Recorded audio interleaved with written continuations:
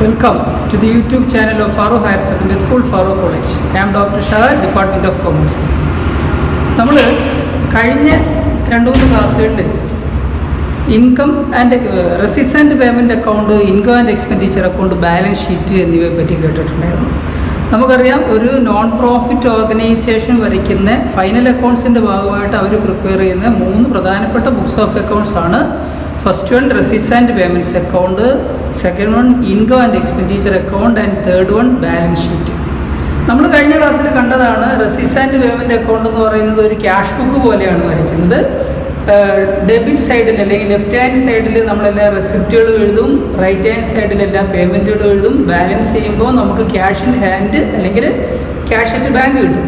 കാരണം banking transaction ഇതിൽ simultaneous ആയിട്ട് എഴുതി പോവുക ചെയ്യുന്നത്. അടുത്ത ഏറ്റവും പ്രധാനപ്പെട്ട വേറൊരു അക്കൗണ്ടാണ് income and expenditure account. Income and expenditure account എന്ന് പറയുന്നത് ഒരു ട്രേഡിംഗ് കൺസേൺ വരയ്ക്കുന്ന പ്രോഫിറ്റ് ആൻഡ് ലോസ് അക്കൗണ്ട് പോലെ ആയിരിക്കും എന്ന് പറഞ്ഞിട്ടുണ്ടായിരുന്നു. ഇനി ഇതൊരു നോമിനൽ അക്കൗണ്ട് ആണെന്നും ഒക്കെ നമ്മൾ അതിൻ്റെ ഫീച്ചേഴ്സും കാര്യങ്ങളും ഒക്കെ പറഞ്ഞു കഴിഞ്ഞതാണ്. പിന്നെ അടുത്ത ഏറ്റവും പ്രധാനപ്പെട്ട മൂന്നാമത്തെ ബുക്സ് ഓഫ് അക്കൗണ്ട്സ് ആണ് ബാലൻസ് ഷീറ്റ് എന്ന് പറയുന്നത്. ഈ ബാലൻസ് ഷീറ്റിനെ പറ്റി പ്രത്യേകിച്ച് പറയാനൊന്നുമില്ല. കാരണം നമ്മൾ ട്രേഡിംഗ് കൺസേൺ എങ്ങനെയാണോ വരയ്ക്കുന്നത്, ലെഫ്റ്റ് ഹാൻഡ് സൈഡിൽ ലയബിലിറ്റീസും റൈറ്റ് ഹാൻഡ് സൈഡിൽ അസറ്റും വെച്ചിട്ട് വരയ്ക്കുന്ന സ്റ്റേറ്റ്മെൻറ്റാണ് ബാലൻസ് ഷീറ്റ് എന്ന് പറയുന്നത്. അപ്പോൾ ഈ 3 ബുക്സ് ഓഫ് അക്കൗണ്ട്സ് ആണ് ഒരു നോൺ ട്രേഡിംഗ് കൺസേണിൻ്റെ ഏറ്റവും പ്രധാനപ്പെട്ട ഭാഗമായിട്ട് അവർ പ്രിപ്പയർ ചെയ്യുന്നത് നമ്മൾ പറഞ്ഞു. ഇനി നിങ്ങൾ വളരെ നന്നായിട്ട് ശ്രദ്ധിക്കേണ്ട വേറൊരു കാര്യം എന്താണെന്ന് ചോദിച്ചാൽ, നമ്മൾ ആദ്യം പറഞ്ഞു റെസീറ്റ്സ് ആൻഡ് പേയ്മെൻറ്റ്സ് അക്കൗണ്ട് എന്ന് നമ്മൾ പറഞ്ഞിട്ടുണ്ടായിരുന്നു. Receipts and payments account, receipts and payments account. Receipts and payments account ഒരു റിയൽ അക്കൗണ്ടാണ് എന്ന് പറഞ്ഞാൽ എന്താ അർത്ഥമാക്കുന്നത്? ഡെബിറ്റുമായിട്ട് കംസ് ഇൻ, ക്രെഡിറ്റുമായിട്ട് close out. Income and expenditure account എന്ന് പറയുന്നത് ഒരു നോമിനൽ അക്കൗണ്ടാണ് എന്ന് പറഞ്ഞാൽ debit all expenses and losses, credit all incomes and gains. അപ്പോൾ ഒരു കാര്യം നിങ്ങൾ ശ്രദ്ധിക്കണം, ഒരു നോൺ പ്രോഫിറ്റ് മേക്കിംഗ് ഓർഗനൈസേഷൻ വരയ്ക്കുന്ന ഈ റെസിറ്റ്സ് ആൻഡ് പേയ്മെൻറ്റ് അക്കൗണ്ട് ഒരു പീരീഡ് അക്കൗണ്ടാണ്. അതായത് ഒരു വർഷത്തേക്കാണ് റെസിറ്റ്സ് ആൻഡ് പേയ്മെൻറ്റ് അക്കൗണ്ട് വരയ്ക്കുന്നത്. റെസിറ്റ്സ് ആൻഡ് പേയ്മെൻറ്റ് അക്കൗണ്ട് എന്ന് പറയുന്നത് നമ്മൾ നേരത്തെ പറഞ്ഞതുപോലെ ക്യാഷ് ബുക്കിൻ്റെ സമ്മറിയാണ്. ഈ സമ്മറി അത് ഒരു വർഷത്തേക്കാണ് വരയ്ക്കുന്നത്. എന്ന് പറഞ്ഞാൽ ഒരു വർഷത്തെ മൊത്തം റെസിറ്റ്സും മൊത്തം പേയ്മെൻറ്റ്സും എടുത്തിട്ടാണ് റെസിറ്റ്സ് ആൻഡ് പേയ്മെൻറ്റ് അക്കൗണ്ട് വരയ്ക്കുന്നത്. അവിടെ നമ്മൾ നേരത്തെ പറഞ്ഞതുപോലെ റവന്യൂ എക്സ്പെൻസസ് എന്നോ അല്ലെങ്കിൽ ക്യാപിറ്റൽ എക്സ്പെൻസസ് എന്നുള്ള യാതൊരു വ്യത്യാസവും കൂടാതെ വരയ്ക്കുന്നതെന്നാണ്. അതുപോലെ തന്നെ റവന്യൂ റെസിറ്റ്സ് എന്നോ ക്യാപിറ്റൽ റെസിറ്റ്സ് എന്നുള്ള വ്യത്യാസമില്ലാതെ വരയ്ക്കുന്ന ഒരു അക്കൗണ്ടാണ് റെസിറ്റ്സ് ആൻഡ് പേയ്മെൻറ്റ് അക്കൗണ്ട്. ഏറ്റവും പ്രധാനപ്പെട്ട കാര്യം ഞാൻ പറയാൻ പോകുന്നത്, ഈ റെസിറ്റ്സ് ആൻഡ് പേയ്മെൻറ്റ് അക്കൗണ്ട്, ഈ നോൺ പ്രോഫിറ്റ് ഓർഗനൈസേഷൻ വരയ്ക്കുന്ന ഈ റെസിറ്റ്സ് ആൻഡ് പേയ്മെൻറ്റ് അക്കൗണ്ട് നമ്മൾ വരയ്ക്കേണ്ട കാര്യമില്ല. അക്കാഡമിക് പർപ്പസിന് വേണ്ടി നമ്മൾ വരയ്ക്കേണ്ട കാര്യമില്ല. കാരണം റെസിറ്റ്സ് ആൻഡ് പേയ്മെൻറ്റ് അക്കൗണ്ട് നമുക്ക് ക്വസ്റ്റ്യനായിട്ട് തന്നിട്ടുണ്ടാവും. അപ്പോൾ അത് നമുക്ക് ഏറ്റവും നല്ലൊരു കാര്യമാണ്. നമ്മൾ റെസിറ്റ്സ് ആൻഡ് പേയ്മെൻറ്റ് അക്കൗണ്ട് പ്രിപ്പയർ ചെയ്തു, പിന്നെ അതിൽ നിന്ന് income and expenditure account prepare ചെയ്തു, പിന്നെ ബാലൻസ് ഷീറ്റ് ഉണ്ടാക്കി. അങ്ങനെ വലിയ പ്രയാസമൊന്നുമില്ല. നമ്മുടെ സ്റ്റഡി പർപ്പസിന് വേണ്ടി അല്ലെങ്കിൽ നമ്മുടെ നോൺ പ്രോഫിറ്റ് മേക്കിംഗ് ഓർഗനൈസേഷൻസിൻ്റെ അക്കൗണ്ട്സ് പഠിക്കുന്നതിന് വേണ്ടി നമുക്ക് റെസിറ്റ്സ് ആൻഡ് പേയ്മെൻറ്റ് അക്കൗണ്ട് നമ്മുടെ ക്വസ്റ്റ്യൻ്റെ ഭാഗമായിട്ട് തന്നിട്ടുണ്ടാവും. നമ്മൾ പ്രിപ്പയർ ചെയ്യേണ്ടത് 2 കാര്യങ്ങൾ മാത്രമേ ഉള്ളൂ: ഇൻകം ആൻഡ് എക്സ്പെൻഡിച്ചർ അക്കൗണ്ടും ബാലൻസ് ഷീറ്റും മാത്രം. അപ്പോൾ ഒരു കാര്യം ശ്രദ്ധിക്കുക, നമുക്ക് റെസിറ്റ്സ് ആൻഡ് പേയ്മെൻറ്റ്സ് അക്കൗണ്ടും കൂടാതെ ഇപ്പോൾ നമ്മൾ ആദ്യം പറഞ്ഞായിരുന്നു റെസിറ്റ്സ് ആൻഡ് പേയ്മെൻറ്റ് അക്കൗണ്ട് നമ്മുടെ ക്വസ്റ്റ്യൻ്റെ ഭാഗമായിട്ട് തരുമെന്ന് പറഞ്ഞായിരുന്നു. റെസിറ്റ്സ് ആൻഡ് പേയ്മെൻറ്റ് അക്കൗണ്ട് മാത്രമല്ല തരുന്നത്, കുറച്ച് കാര്യങ്ങൾ അഡ്ജസ്റ്റ്മെൻറ്റ്സ് ആയിട്ട് തരും. അഡ്ജസ്റ്റ്മെൻറ്റ്സ് ആയിട്ട് നമുക്ക് തരും. അപ്പോൾ നമ്മൾ ചെയ്യാൻ പോകുന്നത് നമ്മുടെ അക്കാഡമിക് പർപ്പസിൽ അല്ലെങ്കിൽ നമ്മൾ ഈ വർഷം ഫസ്റ്റ് ചാപ്റ്ററിൽ നമ്മൾ പഠിക്കാൻ പോകുന്നത് എന്തൊക്കെയാണെന്ന് ചോദിച്ചാൽ, നമ്മൾ ആദ്യം പഠിച്ച കുറേ തിയറീസ്, അത് 1 മാർക്കിന് 2 മാർക്ക്, ആകെ 10 മാർക്കിന് ഈ ചാപ്റ്ററിൽ നിന്ന് ഉണ്ടാവും എന്ന് പറഞ്ഞു. അപ്പോൾ 1 മാർക്കിന് 2 മാർക്കിനൊക്കെ ക്വസ്റ്റ്യൻസ് ഉണ്ടാവും. പിന്നെ നമ്മൾ ഇപ്പോൾ പ്രോബ്ലത്തിലേക്ക് കടക്കാൻ പോവുകയാണ്. ഇപ്പോൾ പ്രോബ്ലം നമ്മൾ എന്തൊക്കെയാണ് ചെയ്യേണ്ടതെന്ന് ചോദിച്ചാൽ, number 1 receipts and payment account, number 2 income and expenditure account, number 3 balance sheet. എന്നിട്ട് ഞാൻ ഇപ്പോൾ പറയുകയാണ്, റെസിറ്റ്സ് ആൻഡ് പേയ്മെൻറ്റ് അക്കൗണ്ട് നമ്മൾ പ്രിപ്പയർ ചെയ്യേണ്ട. കുട്ടികളായ നിങ്ങൾ ആരും തന്നെ receipts and payment account prepare ചെയ്യേണ്ട. ഈ റെസിറ്റ്സ് ആൻഡ് പേയ്മെൻറ്റ് അക്കൗണ്ടും കുറച്ച് അഡ്ജസ്റ്റ്മെൻറ്റ്സ് നമുക്ക് തരും. അത് വെച്ചിട്ട് നമ്മൾ ഇൻകം ആൻഡ് എക്സ്പെൻഡിച്ചർ അക്കൗണ്ടും ബാലൻസ് ഷീറ്റും പ്രിപ്പയർ ചെയ്താൽ മതി. അപ്പോൾ വളരെ സിമ്പിളായി കഴിഞ്ഞു. ആദ്യം നമ്മൾ പറഞ്ഞ് കുറേ തിയറി അങ്ങനെ വരയ്ക്കുന്നു. പക്ഷേ ഇപ്പോൾ നോക്കിയേ, വളരെ സിമ്പിളായിട്ട് നമുക്ക് ഒരു ഇൻകം ആൻഡ് എക്സ്പെൻഡിച്ചർ അക്കൗണ്ടും അതിനെ തുടർന്ന് ഒരു ബാലൻസ് ഷീറ്റും വരയ്ക്കാം. ഇനി നമ്മൾ പഠിക്കാൻ പോകുന്നത് how we can prepare an income and expenditure account from the receipts and payment account and additional information or adjustments. അതാണ് നമ്മൾ പഠിക്കാൻ പോകുന്നത്. അപ്പോൾ നമ്മുടെ ക്വസ്റ്റ്യൻ്റെ ഭാഗമായിട്ട് റെസിപ്റ്റ്സ് ആൻഡ് പേയ്മെൻറ്റ് അക്കൗണ്ട് അഡ്ജസ്റ്റ്മെൻറ്റ്സും തരും. ഇത് നമ്മൾ ക്ലാസ് മുറിയിൽ നിന്നല്ല പഠിക്കുന്നത് കൊണ്ട് ക്വസ്റ്റ്യൻസ് ഇങ്ങനെ പറഞ്ഞു തരികയും അത് നിങ്ങൾ എഴുതിയെടുക്കുകയും അതിനുശേഷം അത് ബോർഡിൽ ചെയ്തിടുകയും ചെയ്യുന്ന ആ ഒരു പ്രക്രിയ സാധിക്കുന്നില്ല. മറിച്ച് നമ്മൾ ചെയ്യാൻ പോകുന്നത് എന്താണെന്ന് ചോദിച്ചാൽ, നിങ്ങൾക്ക് ഓരോരുത്തർക്കും PDF ആയിട്ട് അങ്ങോട്ട് സെൻഡ് ചെയ്ത് തരും. വാട്സപ്പിലൂടെ PDF ആയിട്ട് സെൻഡ് ചെയ്ത് തന്നാൽ ആ പ്രോബ്ലം നിങ്ങളുടെ മുൻപിൽ എടുത്ത് വെച്ചിട്ട് വേണം നിങ്ങൾ ഈ ക്ലാസ്സുകൾ ശ്രദ്ധിക്കാൻ. അപ്പോൾ ഇപ്പോൾ തന്നെ PDF ആയിട്ട് സെൻഡ് ചെയ്തിട്ടുണ്ട്. അത് ഓരോരുത്തരുടെയും വാട്സപ്പിലെത്തും. അപ്പോൾ ഈ ക്ലാസ്സിൽ നിങ്ങൾ ഇരിക്കുന്ന സമയത്ത്, ഇത് ശ്രദ്ധിക്കുന്ന സമയത്ത് നിങ്ങൾ അത് നിങ്ങളുടെ മുൻപിൽ എടുത്തു വെച്ചിട്ടുണ്ടാവണം. ഒരു വളരെ പ്രധാനപ്പെട്ട ഒരു കാര്യം കൂടെ പറയാം. നമ്മൾ ഏത് ക്ലാസ് കേട്ടാലും, ഇപ്പോൾ ഇവിടെ ഈ യൂട്യൂബ് ചാനലിലൂടെ നിങ്ങൾക്ക് പിന്നെ പബ്ലിഷ് ചെയ്യുന്ന ഈ വീഡിയോസ് കാണുകയും, അല്ലെങ്കിൽ നമുക്ക് ഫെസ്റ്റിവലിലൂടെ കാണുന്ന വീഡിയോസ് ആയാലും, അല്ലെങ്കിൽ നമ്മുടെ വാട്സപ്പ് ഗ്രൂപ്പിലേക്ക് ഒരുപാട് വീഡിയോസ് സെൻഡ് ചെയ്യുന്നുണ്ട് പലരും. ഇത് ഏത് വീഡിയോസ് ആയാലും നിങ്ങൾ ആവശ്യത്തിനുള്ള നോട്ട്സ് എഴുതിയെടുക്കണം. അല്ലെങ്കിൽ എക്സാമിനേഷൻ എടുക്കുന്ന അവസരത്തിൽ ചിലപ്പോൾ ഈ വീഡിയോസൊക്കെ നമ്മൾ റിമൂവ് ചെയ്തിട്ടുണ്ടാവും. അപ്പോൾ നിങ്ങളെന്നല്ല, നിങ്ങളെ പോലുള്ള ഇപ്പോൾ ഓൺലൈൻ ക്ലാസ്സുകളുടെ കാലമാണല്ലോ, പല കുട്ടികളും ഇത് തന്നെ ചെയ്യുന്നത്.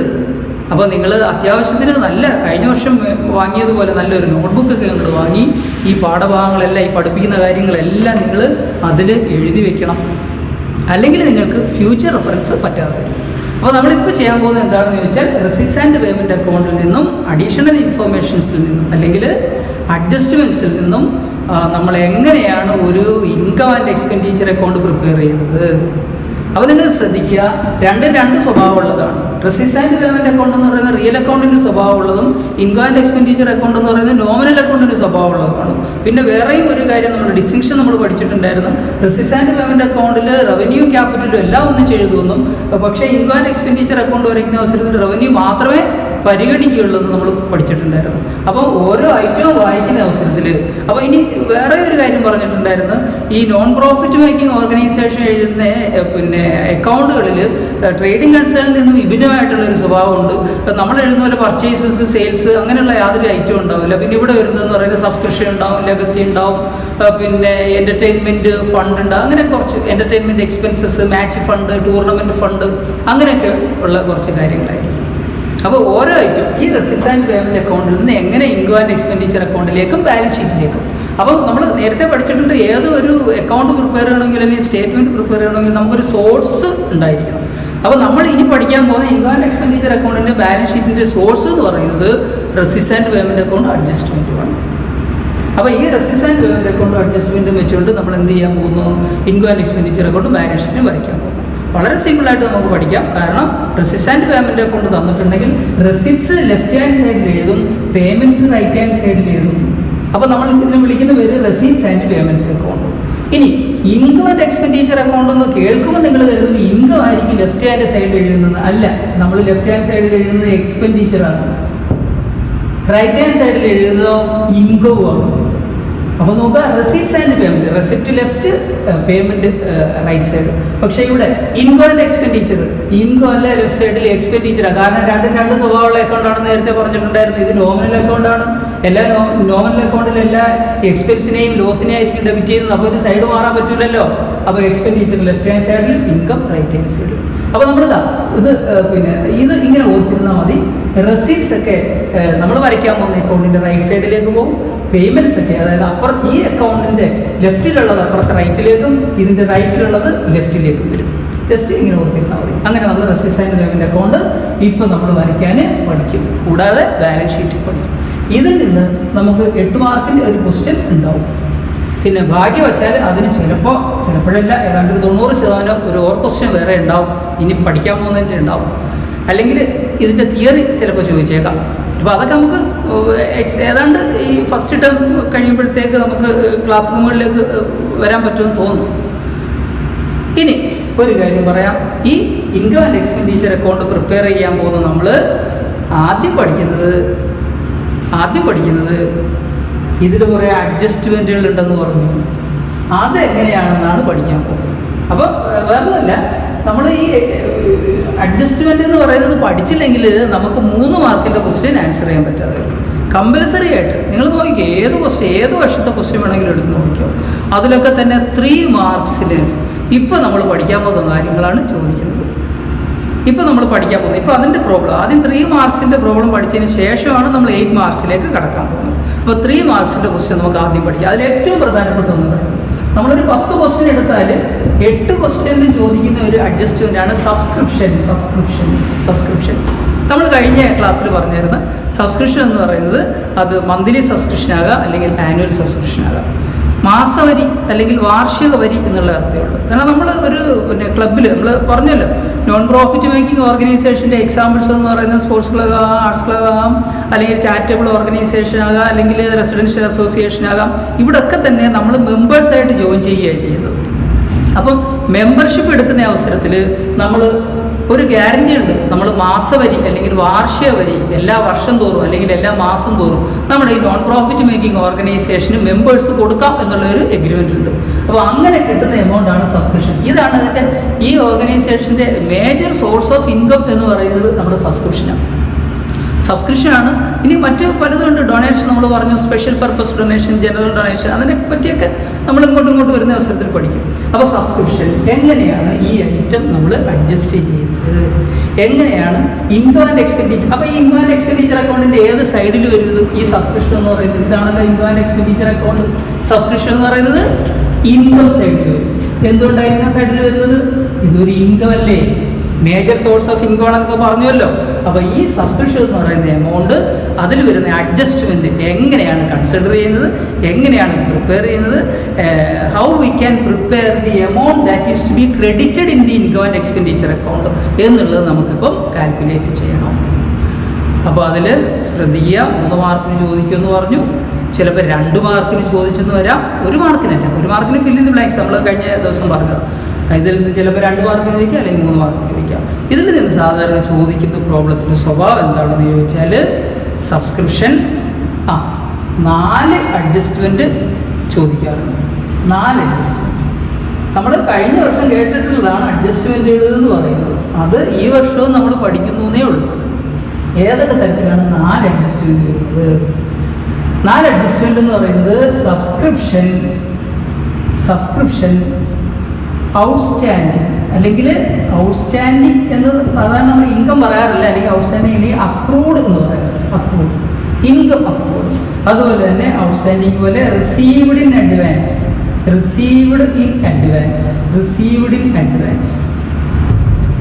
അപ്പോൾ subscription income accrued or outstanding, അതുപോലെ ഇൻകം റിസീവ്ഡ് ഇൻ അഡ്വാൻസ്. ശ്രദ്ധിക്കുക, ഈ സബ്സ്ക്രിപ്ഷൻ്റെ കാര്യം നമുക്ക് എടുത്ത് നോക്കാം. മാസവരിയാണെന്ന് പറഞ്ഞല്ലോ, ഒരു വർഷത്തിൽ നമ്മൾ ജനുവരി ടു ഡിസംബർ ആണല്ലോ സാധാരണയായിട്ട് എന്ത് കിട്ടാറുള്ളത്. ഇപ്പം മന്ത്ലിയാണ് സബ്സ്ക്രിപ്ഷൻ തരുന്നതെങ്കിൽ ജനുവരി ടു ഡിസംബർ 12 മന്ത്സ് ആണല്ലോ നമുക്ക് സബ്സ്ക്രിപ്ഷൻ കിട്ടുന്നത് ഓരോ മെമ്പേഴ്സിൻ്റെയിൽ നിന്നും. അപ്പോൾ ഓരോ മെമ്പേഴ്സിൻ്റെയിൽ നിന്നും 12 മന്ത്സിലേക്ക് നമുക്ക് സബ്സ്ക്രിപ്ഷൻ കിട്ടുന്നു.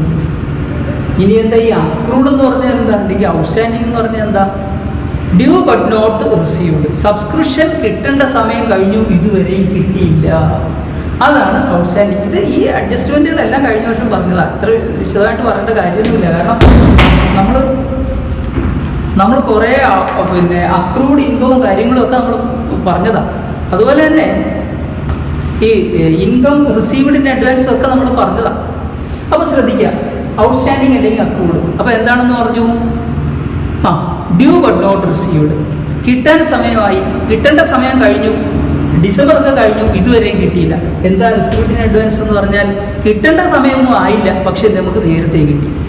അപ്പോൾ ഈ ഔട്ട്സ്റ്റാൻഡിങ് അല്ലെങ്കിൽ അക്രൂഡ് സബ്സ്ക്രിപ്ഷൻ അല്ലെങ്കിൽ അക്രൂഡ് ഇൻകമൊന്നും അല്ലെങ്കിൽ റിസീവ്ഡ് ഇൻ അഡ്വാൻസ് എന്ന് പറയുന്ന ഈ 2, അതായത് ഒരു കാര്യം ശ്രദ്ധിക്കണം, ഈ ഔട്ട്സ്റ്റാൻഡിങ്ങിൽ തന്നെ നമുക്ക് 2 അഡ്ജസ്റ്റ്മെൻറ്റ് വരുന്നുണ്ട്, റിസീവ്ഡ് ഇൻ അഡ്വാൻസിൽ തന്നെ 2 അഡ്ജസ്റ്റ്മെൻറ്റ് വരുന്നുണ്ട്. അപ്പോൾ മൊത്തം 4 ഐറ്റം.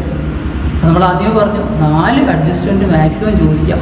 അപ്പോൾ ഇങ്ങനെ ഒരു ക്വസ്റ്റ്യൻ ചോദിക്കുകയാണെങ്കിൽ വളരെ ഈസി ആയിട്ട് നമുക്ക് ആൻസർ കണ്ടുപിടിക്കാം. അതിന് നമ്മൾ മാർക്ക് കിട്ടും, 2 മാർക്കും കിട്ടും, അല്ലെങ്കിൽ 3 മാർക്കും കിട്ടും. അപ്പോൾ ശ്രദ്ധിക്കാം എങ്ങനെയാണ് നമ്മൾ പ്രോബ്ലം ചെയ്യുന്നത്. ഒരു ക്വസ്റ്റ്യനിൽ നമുക്ക് തരുന്നത് സബ്സ്ക്രിപ്ഷൻ ആയിട്ട് 5 എമൗണ്ട് തന്നിട്ടുണ്ടാവും. അപ്പോൾ ഞാൻ പറഞ്ഞു നിങ്ങൾ ഓരോരുത്തരുടെ കയ്യിലും നിങ്ങൾക്ക് PDF ആയിട്ട് സെൻഡ് ചെയ്യുമെന്ന് പറഞ്ഞാലും ക്വസ്റ്റ്യൻ ഞാനൊരു ചെറിയ എക്സാമ്പിൾ എടുക്കാം, കാരണം ബോർഡിൽ എഴുതിയിടാം. അത് നിങ്ങൾ ശ്രദ്ധിച്ചാൽ സബ്സ്ക്രിപ്ഷൻ എന്ന് പറയുന്നത് സബ്സ്ക്രിപ്ഷൻ നമുക്ക് ഒരു വർഷത്തേക്ക് കിട്ടിയത് 90,000 90,000. എന്നിട്ട് ഞാൻ പറഞ്ഞു 4 അഡ്ജസ്റ്റ്മെന്റ് വരും എന്ന് പറഞ്ഞു. Subscription accrued on. അപ്പം എന്താ ഞാൻ പറഞ്ഞല്ലോ, സബ്സ്ക്രിപ്ഷൻ അക്രൂഡ് എന്ന് പറയുന്നതിൽ 2 അഡ്ജസ്റ്റ്മെന്റ് വരും എന്ന് പറഞ്ഞു. അല്ലെങ്കിൽ സബ്സ്ക്രിപ്ഷൻ ഔട്ട്സ്റ്റാൻഡിങ് അക്രൂഡ് അല്ലെങ്കിൽ ഔട്ട്സ്റ്റാൻഡിങ് മനസ്സിലാവുന്നതിന് വേണ്ടി അങ്ങനെ എഴുതാം. ഔട്ട്സ്റ്റാൻഡിങ് അതിൽ 2 അഡ്ജസ്റ്റ്മെന്റ് വരും എന്ന് പറഞ്ഞു. എന്തൊക്കെ 2 അഡ്ജസ്റ്റ്മെന്റ് എന്ന് പറഞ്ഞാൽ, അതായത് ഒന്നെന്ന് പറയുന്നത് subscription accrued on 1 for example 2005. അതുപോലെ തന്നെ subscription accrued on 31st December 2005 അല്ലെ 2015. അത് ശ്രദ്ധിക്കണം. സബ്സ്ക്രിപ്ഷൻ അക്രൂഡ് അത് 2 ഐറ്റം ഏതൊക്കെയാ? Subscription accrued or outstanding on 1/1/2000. ഞാനൊരു എക്സാമ്പിൾ എടുത്തുന്നുണ്ട് 2015 1/1/2015. അതുപോലെ തന്നെ subscription outstanding or accrued on 31st December 2015. ഇനി ശ്രദ്ധിക്കണം. അപ്പോൾ ഇതിൽ 2 അഡ്ജസ്റ്റ്മെന്റ് വന്നു, സബ്സ്ക്രിപ്ഷൻ അക്രൂഡ് അല്ലെങ്കിൽ ഔട്ട്സ്റ്റാൻഡിങ്. അതുപോലെ തന്നെ അടുത്തത് എന്താ? Subscription received in advance. അതിലും 2 ഐറ്റം വരും. ഒന്നെന്ന് പറയുന്നത് ഓപ്പണിംഗ് ഡേറ്റിലുള്ളതും അടുത്തതെന്ന് പറയുന്നത് ക്ലോസിംഗ് ഡേറ്റിലുള്ളതും. ഓപ്പണിംഗ് ഡേറ്റിനുള്ളതും ക്ലോസിംഗ് ഡേറ്റിനുള്ളതും, അങ്ങനെ 4 അഡ്ജസ്റ്റ്മെന്റ്. 4 അഡ്ജസ്റ്റ്മെന്റ്. അപ്പോൾ നമ്മൾ കാണുന്ന ഇതിൻ്റെയൊക്കെ എമൗണ്ട് ഞാനിപ്പോൾ എഴുതിയിടാം. സബ്സ്ക്രിപ്ഷൻ അക്കൗണ്ട് അല്ലെങ്കിൽ ഔട്ട്സ്റ്റാൻഡിങ് 1/1/2015 ഒരു 5,000 ആണെന്ന് കരുതുക. അടുത്തത് ക്ലോസിംഗ് ഡേറ്റിൽ ഒരു 10,000 ആണെന്ന് കരുതുക. ഇനി റിസീവ്ഡ് ഇൻ അഡ്വാൻസ് ഇതൊരു 7,000 ആണെന്ന് കരുതുക. ഇതൊരു 6 ആണെന്ന് കരുതുക. അപ്പോൾ ഞാൻ പറഞ്ഞതുപോലെ ഈ ക്വസ്റ്റ്യൻസ് ഒക്കെ നിങ്ങളുടെ കയ്യിൽ എത്തിയിട്ടുണ്ട്. അത് നിങ്ങൾ നോക്കിയാൽ മതി. അപ്പോൾ നമുക്ക് എന്ത് ചെയ്യാം? അതങ്ങനെ എടുത്ത് വയ്ക്കുക. എന്നിട്ട് ഇതുപോലത്തെ പ്രോബ്ലം ഞാനൊരു എക്സാമ്പിളാണ് എടുത്തത്. അതിന് നിങ്ങൾക്ക് സൊല്യൂഷൻ അയച്ചു തരും. അത് നിങ്ങൾ നോക്കിയാൽ മതി. നോക്കിയാൽ ഇങ്ങനെ 4 അഡ്ജസ്റ്റ്മെന്റ്. ഇത് നമ്മൾ എങ്ങനെ അഡ്ജസ്റ്റ് ചെയ്യും, നമ്മളിതെങ്ങനെ പ്രോബ്ലം ചെയ്യാൻ നോക്കാം. നോക്കിയേ, ആദ്യം നമ്മൾ എന്തായിട്ട് എഴുതിയെന്താ? Subscription as per resistant payment account. Subscription amount that is still transferred from resistant payment account. These items are given in the adjustment. താഴത്തെ ആ പാരഗ്രാഫ് നമ്മൾ പറഞ്ഞല്ലോ. ആദ്യം നമ്മൾ ഇൻകം ആൻഡ് എക്സ്പെൻഡിച്ചർ അക്കൗണ്ടും ബാലൻസ് ഷീറ്റും പ്രിപ്പയർ ചെയ്യുന്നതിന് വേണ്ടി നിങ്ങളുടെ കയ്യിലേക്ക് തരുന്ന ഒരു റെസിസ്റ്റന്റ് പേയ്മെന്റ് അക്കൗണ്ടും താഴെ കുറച്ച് അഡ്ജസ്റ്റ്മെന്റ് ഉണ്ടാവും. ഇതെന്ന് പറയുന്ന അഡ്ജസ്റ്റ്മെന്റിലാണ് തരുന്നത്. റെസിസ്റ്റന്റ് പേയ്മെന്റ് അക്കൗണ്ടിൽ തന്നിട്ടുള്ളതാണ് 90,000 രൂപ. സബ്സ്ക്രിപ്ഷൻ അവിടെ നമ്മൾ 90,000 rupees. ഇനി നോക്കി 4 അഡ്ജസ്റ്റ്മെന്റ് ഉണ്ടെന്ന് പറഞ്ഞു. ഇതെങ്ങനെ അഡ്ജസ്റ്റ് ചെയ്യുന്നത്? ഒരു കാര്യം നിങ്ങൾ ശ്രദ്ധിക്കുക. അക്രൂഡ് അല്ലെങ്കിൽ ഔട്ട്സ്റ്റാൻഡിങ്. സബ്സ്ക്രിപ്ഷൻ കിട്ടാനുണ്ട്. സബ്സ്ക്രിപ്ഷൻ മാസവരിയായിട്ട് കിട്ടാനുണ്ട്. അത് 2 എമൗണ്ട് 1/1/2015 കിട്ടാനുണ്ട്, 31/12/2015 കിട്ടാനുണ്ട്. ഒരു കാര്യം നിങ്ങൾ ശ്രദ്ധിക്കുക. നമ്മൾ ഒരു വർഷത്തിൻ്റെ ആദ്യം ജനുവരിയിൽ അങ്ങോട്ട് വന്നിട്ട് പറയുക കുറേ പൈസ കിട്ടാനുണ്ട്. നിങ്ങളൊന്ന് ആലോചിച്ച് നോക്കുക. ജനുവരി ആദ്യം അങ്ങോട്ട് ഒരു വർഷത്തിൻ്റെ തുടക്കത്തിൽ നമ്മൾ അങ്ങോട്ട് നിന്ന് 1/1/2015 നിന്നിട്ട് പറയാം കുറേ പൈസ കിട്ടാനുണ്ട്. ഏത് പീരീഡിലായിരിക്കും കിട്ടാനുള്ളത്? കുറേ പൈസ കിട്ടാനുണ്ടെന്ന് പറഞ്ഞാൽ ഏത് പീരീഡിലതായിരിക്കും? ഒന്ന് ആലോചിച്ച് നോക്കുക. കഴിഞ്ഞ കാലയളവിലല്ലേ 1/1/2015 ഒരു വർഷത്തിൻ്റെ തുടക്കത്തിൽ വന്നിട്ട് ഓണർ പറയുകയാണ്, അല്ലെങ്കിൽ അവിടുത്തെ മെമ്പർ പറയുകയാണ് കുറേ പൈസ കിട്ടാനുണ്ട് എന്ന് പറഞ്ഞാൽ കഴിഞ്ഞ പീരീഡിലല്ലേ കിട്ടാനുള്ളത്? ഒന്ന് ആലോചിച്ച് നോക്കുക. അതെ, ഇത് കഴിഞ്ഞ പീരീഡിലേക്കുള്ളതാണ്. അപ്പോൾ ഈ 5,000 അപ്പോൾ ആദ്യം ഈ 4 ഐറ്റം നിങ്ങൾ ശ്രദ്ധിക്കുക. പിന്നെ ആഡ് ചെയ്യണോ ലെസ് ചെയ്യണോ? നമുക്കറിയാലോ അഡ്ജസ്റ്റ്മെന്റുകളൊക്കെ അങ്ങനെയാണല്ലോ. കുറച്ചൊക്കെ ആഡ് ചെയ്യണം, കുറച്ചൊക്കെ ലെസ് ചെയ്യണോ, അങ്ങനെയാണല്ലോ പറഞ്ഞത്. അപ്പോൾ നോക്കിയേ, ഒരു വർഷത്തിൻ്റെ ആദ്യം നമ്മൾ പറയുകയാണ് കുറേ പൈസ സബ്സ്ക്രിപ്ഷൻ നമുക്ക് കിട്ടാനുണ്ട്, അത് കഴിഞ്ഞ വർഷത്തേക്കുള്ളതായിരിക്കും. ഇനി ഇതൊന്ന് ശ്രദ്ധിച്ച് നോക്കുക. Subscription outstanding or subscription accrued on 31st December ഒരു വർഷത്തിൻ്റെ അവസാനം നിന്നുണ്ട് 31/12/2015 നിന്നുകൊണ്ട് പറയാം കുറേ പൈസ കിട്ടാനുണ്ട്. അതേത് വർഷത്തേതായിരിക്കും? ആ വർഷത്തതല്ലേ. അതായത് ഒരു വർഷത്തിൻ്റെ അവസാനം. അപ്പം നമ്മൾ ബാക്കോട് നോക്കിയിട്ടായിരിക്കുമല്ലോ പറയുന്നത് അയ്യോ കുറേ പൈസ കിട്ടാനുണ്ട്. അപ്പം അത് ആ വർഷത്താണ്. അപ്പോൾ ഒന്ന് ആലോചിച്ച് നോക്കുക. അപ്പോൾ ഈ 31/12/2015 എന്ന് പറയുന്നത് ഈ വർഷത്തെ കിട്ടാനുള്ളത്, മറ്റൊന്ന് പറയുന്നത് കഴിഞ്ഞ വർഷത്തേക്കുള്ളത്. ആദ്യം ഇത് ശ്രദ്ധിക്കുക. അതിനുശേഷം ഞാൻ പറഞ്ഞുതരാം എന്താണ്. ഇനി റിസീവ്ഡ് ഇൻ അഡ്വാൻസ് നോക്കിയേ. റിസീവ്ഡ് ഇൻ അഡ്വാൻസ് ഒരു വർഷത്തിൻ്റെ തുടക്കം 1/1/2015 തുടക്കത്തിൽ നമ്മൾ പറയാം നേരത്തെ കിട്ടി. അതായത് ഒരു വർഷത്തിൻ്റെ ആദ്യം നമ്മൾ നിന്നിട്ട് ഇങ്ങനെ പറയാം കുറേ പൈസ നേരത്തെ കിട്ടിയിട്ടുണ്ട്. അത് ഏത് കാലയളവിലേക്കുള്ളതായിരിക്കും? 2015 തുടക്കത്തിൽ അടുത്ത വർഷത്തേക്കുള്ളത് നേരത്തെ കിട്ടി. അതുകൊണ്ടല്ലേ അവൾ പറയുന്നത്, വരുന്ന കാലയളവിലേക്കുള്ളതുകൊണ്ടല്ലേ പറയുന്നത് നമുക്ക് നേരത്തെ കിട്ടിയെന്ന്.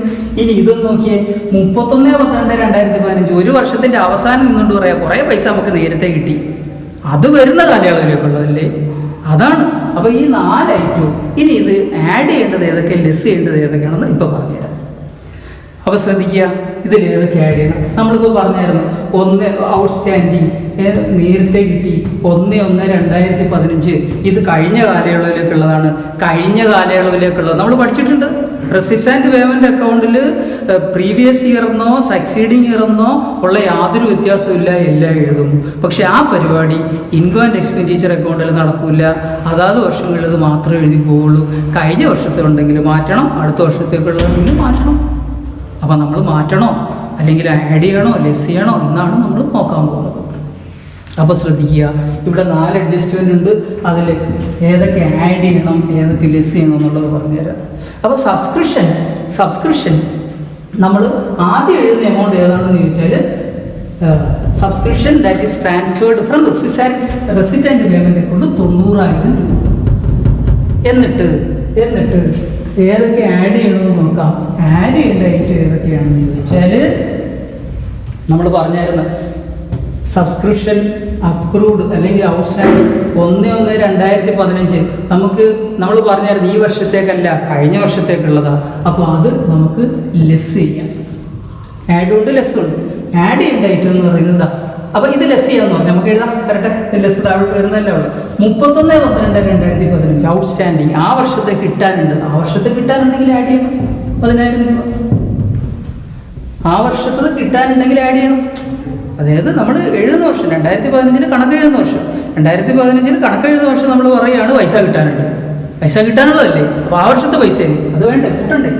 ഇനി കഴിഞ്ഞ വർഷത്തെ പൈസ എന്ന് പറയുന്നത് കഴിഞ്ഞ വർഷത്തെ പൈസ ഈ വർഷം വേണ്ട, അത് കഴിഞ്ഞ വർഷത്തത് അത് അവിടെ വന്നിട്ടുണ്ടാവും. നിങ്ങൾ കൂടുതൽ കാര്യങ്ങളൊന്നും ആലോചിക്കണ്ട. 2015 കണക്ക് എഴുതിയെങ്കിൽ 15 എമൗണ്ട് എഴുതിയാൽ മതി. 2014 എമൗണ്ടോ അത് ആ വർഷം വന്നിട്ടുണ്ടോ, അത് ആ വർഷത്തെ അഡ്ജസ്റ്റ്മെൻറ്റാണ്. 16 അത് ആ വർഷത്തെ അഡ്ജസ്റ്റ്മെൻറ്റ്, നിങ്ങൾ അതൊന്നും നോക്കേണ്ട കാര്യമില്ല. അപ്പോൾ 15 എന്ന് പറയുന്ന വർഷത്തിൽ സബ്സ്ക്രിപ്ഷൻ ഔട്ട്സ്റ്റാൻഡിങ് അല്ലെങ്കിൽ അക്രൂഡ് കിട്ടാനുണ്ട് 10,000. എന്നാൽ കഴിഞ്ഞ വർഷത്തെ എന്ത് വേണം, കുറയ്ക്കണം. പിന്നെ റിസീവ്ഡ് ഇൻ അഡ്വാൻസ് നോക്കിയാൽ റിസീവ്ഡ് ഇൻ അഡ്വാൻസ് നേരത്തെ കിട്ടി. നമ്മൾ പറഞ്ഞു ഒരു വർഷത്തിൻ്റെ ആദ്യം നേരത്തെ കിട്ടുന്നത് ആ വർഷത്തേക്കുള്ളത്. അപ്പോൾ അത് ആഡ് ചെയ്യണം. ഇനി subscription received in advance closing അത് നമ്മൾ പറഞ്ഞില്ലേ ഒരു വർഷത്തിൻ്റെ അവസാനം തന്നുകൊണ്ട് പറയുകയാണ് നേരത്തെ കിട്ടി. ഒരു വർഷത്തിൻ്റെ അവസാനം അത് വരുന്ന പീരീഡിലേക്കുള്ളത് അത് ലെസ് ചെയ്യാം 6,000. അപ്പോൾ നിങ്ങൾ നന്നായിട്ട് ശ്രദ്ധിക്കണം. കാരണം സബ്സ്ക്രിപ്ഷൻ എന്ന് പറയുന്നത് കമ്പൽസറി ക്വസ്റ്റ്യനാണ്. 2 മാർക്കിന് അല്ലെങ്കിൽ 3 മാർക്കിന് എന്തായാലും നിങ്ങൾ ഏത് ഒരു 10 ക്വസ്റ്റ്യൻ എടുത്താലും 9 അല്ലെങ്കിൽ 10 ക്വസ്റ്റ്യനിലും സബ്സ്ക്രിപ്ഷൻ അല്ലെങ്കിൽ ഇതുപോലെ നമ്മൾ പറഞ്ഞു. ഇത് ആദ്യം നമ്മൾ ചെയ്യാൻ പോകുന്നത് എന്താണെന്ന് ചോദിച്ചാൽ റെസിസ്റ്റൻറ്റ് പേയ്മെൻറ്റ് അക്കൗണ്ടും അഡ്ജസ്റ്റ്മെൻറ്റും തന്നാൽ നമ്മൾ എങ്ങനെ ഇൻകം ആൻഡ് എക്സ്പെൻഡിച്ചർ അക്കൗണ്ട് പറയുന്നു അതിലെ അഡ്ജസ്റ്റ്മെൻറ്റ് മാത്രം എടുത്തിട്ട് 3 മാർക്കിനൊക്കെ ചോദിക്കും. അതാണ് നമ്മളിപ്പോൾ പഠിച്ചുകൊണ്ടിരിക്കുന്നത്. Subscription first item subscription.